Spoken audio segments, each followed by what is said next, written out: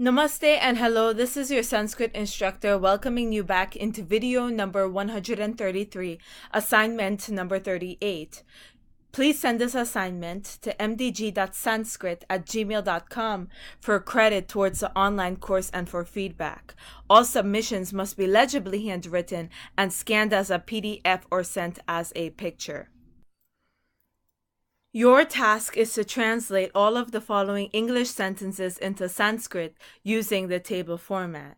We will go over what sentences you need to translate. We will do number 1 together so that you may know the expectations for this assignment. Let us get started. Number 1, O Lord, be favorable.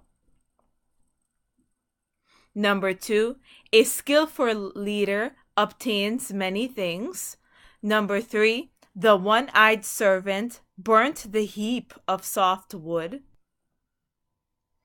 Number 4, a pure mind is like a fragrant flower. Number 5, let the eloquent queen lead the heroes.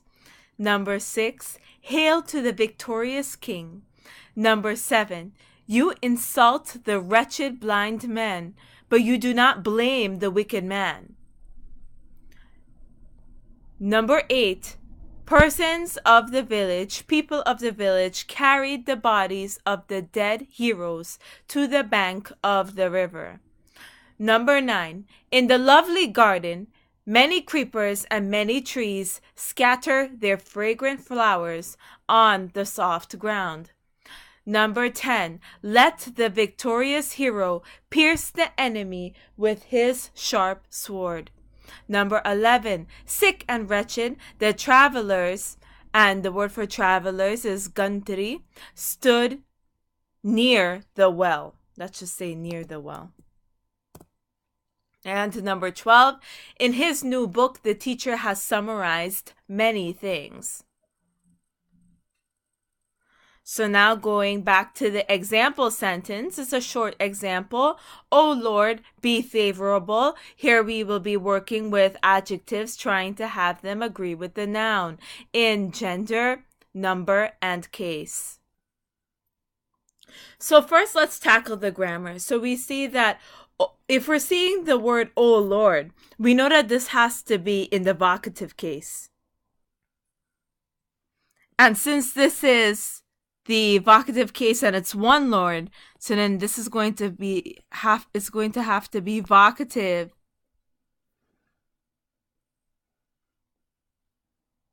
singular. It has to be vocative singular. And to be, so O Lord, be favorable. This is like a command, so this is going to have to be in the imperative mood. It has to be in the imperative mood. And be, so this is kind of like you be favorable. So this is going to be second person singular in the imperative mood. And then favorable is an adjective. That's what we know so far. Now, the rule is in Sanskrit. Now, it says, O Lord, be favorable. So, it's not saying that the Lord is favorable. It's saying, O Lord, you be favorable.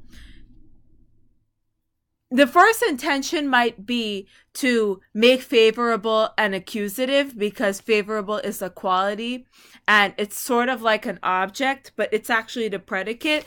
But if you remember the rule earlier, is that an adjective, whether it is used as an epithet or as a predicate, it agrees with the noun, it qualifies in gender, number, and case. So favorable is agreeing with the Lord.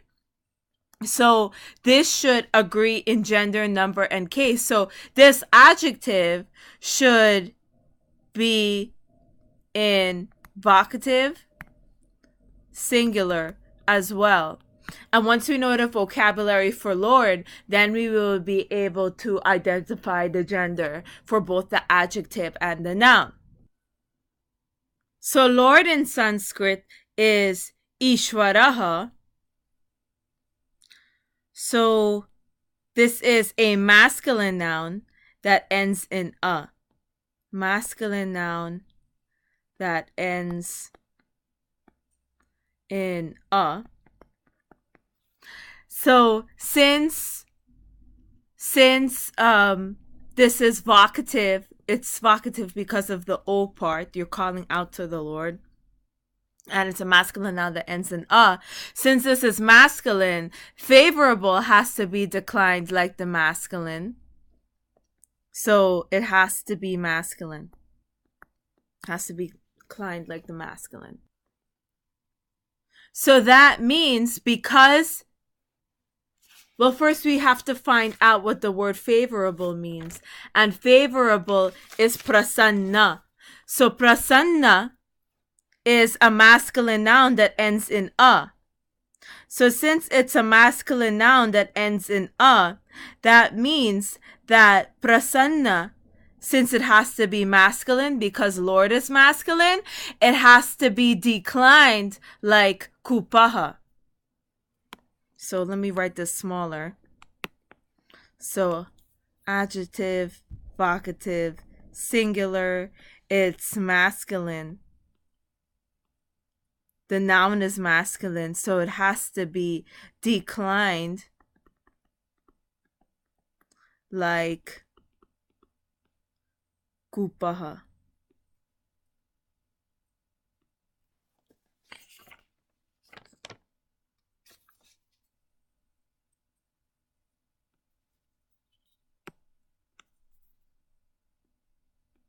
Kupaha.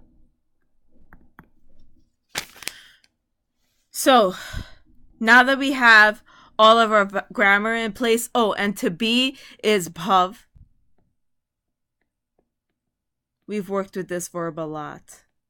To be, and this is first person, not first person, first conjugation.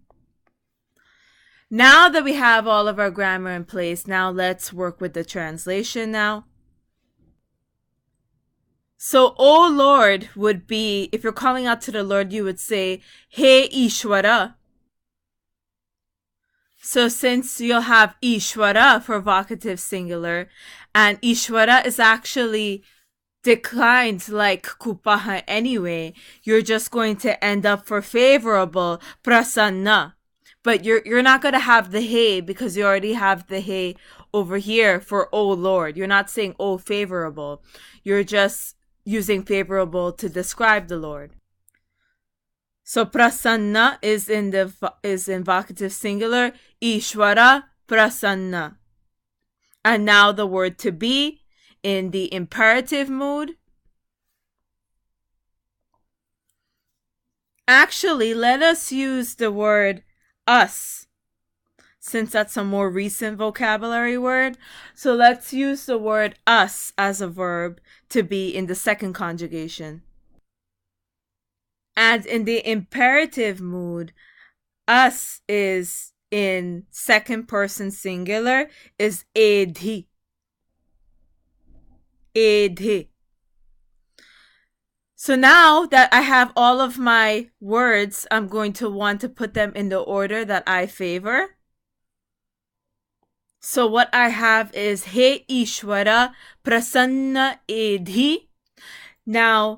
Now for the sandhis, the vowel sandhis, because He is an interjection, it's not going to combine with the following word, even though an A and an E are together, the A in He and the E in Ishwara. But the A in prasanna plus the A in edhi are going to combine to give you I. So my final order formation is going to be He Ishwara Prasanaidhi, because the A in the Prasana and then plus the A in Edhi are going to combine to give you I according to the vowel sandhi. This is the final translation in Sanskrit for the term O Lord, be favorable. And this is your Sanskrit instructor signing off with a namaste.